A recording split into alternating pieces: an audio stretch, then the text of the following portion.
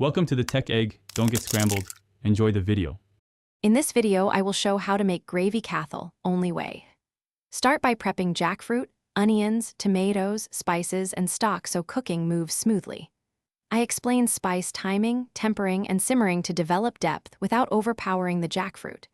You will learn how to brown aromatics, bloom ground spices, and reduce the sauce to a glossy consistency that clings to each piece of Kathal for delicious, restaurant-style results. Begin with clean, chopped ingredients for predictable results and less last-minute juggling. Toasting cumin, coriander, and fennel lightly releases bright aromas that deepen the gravy. Use fresh ground spice to avoid dull flavors and balance heat with mild chili and a hint of sweetness. Keep stock warm while you sauté so the sauce reduces faster, and always taste as you go to adjust seasoning gradually. If you are finding this helpful, please subscribe and like to support the channel and new recipes.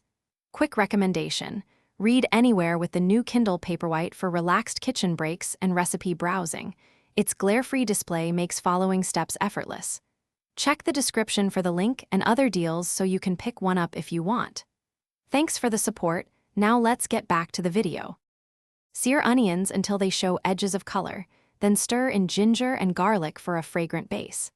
Add tomatoes and cook until they break down, then introduce toasted ground spices and salt to taste. Fold in jackfruit and warm stock, then simmer gently so the flavors meld and the sauce reduces.